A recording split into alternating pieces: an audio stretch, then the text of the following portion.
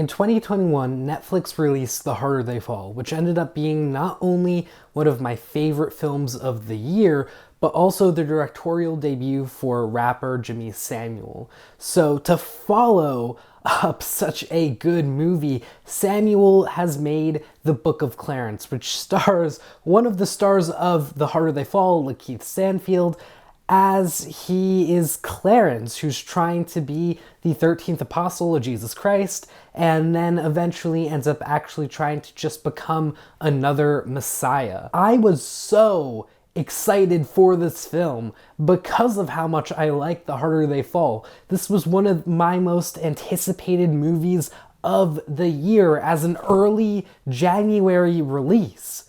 And at least for me, I don't know about other people, I'm a little disappointed. This film tried to be a lot more serious than The Harder They Fall, which I just don't think really works for Jeymes' style of directing and just sort of the fun he's able to have with the edit in the way that he really likes to edit to the music of the film, whether it is a song or just the score. But also, on the other hand, this film just kind of felt really poorly paced.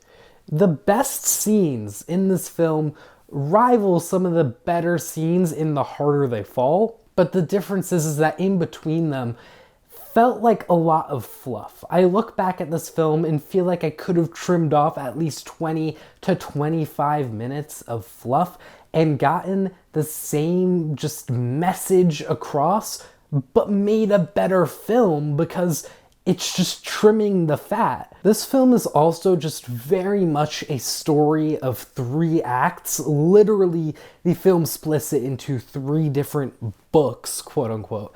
And yeah, the first act was bad. Like, I ended that act feeling really bad.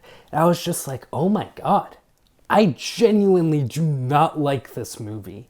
And I was like, hating myself for it because of how much I loved The Harder They Fall, and just because I came into this movie with so much anticipation. So to feel just that I literally disliked this film was so just awful to me. It was an awful feeling. But then the second act was pretty good. I had a lot of fun with the second act, but it also had a lot of tension that built throughout it up until its end and into the third act. And then that's the tale of the third act, where it starts by doing a good job carrying that tension, but then it kind of drops off. And then it picks back up. But the fact that it dropped off at all is bad. There was one part where, they say that someone is gonna die. That's all I'm gonna say. And really, they should have cut right to the part where that person might or might not die. But instead they have a lot of scenes in between that moment which aren't really necessary. There's a whole thing with Benedict Cumberbatch. I don't want to get into spoilers, but it was really funny. I get it. It was really funny. But did we need it?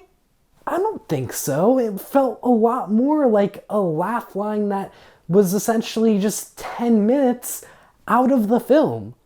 And I think without the Benedict Cumberbatch bit, even though I think he was great and those scenes were great on their own, I think without it, the film would have been better. In my opinion, maybe I'm in the minority on that, but I don't know.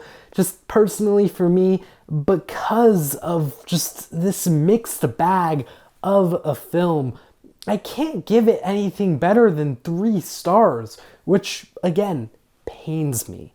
I wanted to love this film. I have been looking forward to this film since the first trailer dropped, and I was like, oh my God, like, this is gonna be so good. I was so excited. I was telling all my friends about it and showing them the trailers, and yeah, it was a bit of a flop to me, which sucks. But what about all of you? What did you think of The Book of Clarence? Let me know in the comments down below. Did you like it more than me? Did you like it less than me? Have you not seen it yet? Do you plan on seeing it?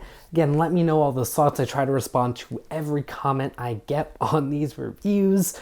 And Also, while you're down there, please feel free to like and subscribe. This is a really small channel that I am super passionate about, and I would love to have your support. Also, thank God for The Beekeeper, which I saw right after this movie, and it really cheered me up quite a bit after I was feeling pretty crappy after having seen this film and been let down as much as I am. And yeah, if you want to go and check out my review for The Beekeeper, you can click on that right here. I'll see you all in the next review. Take care.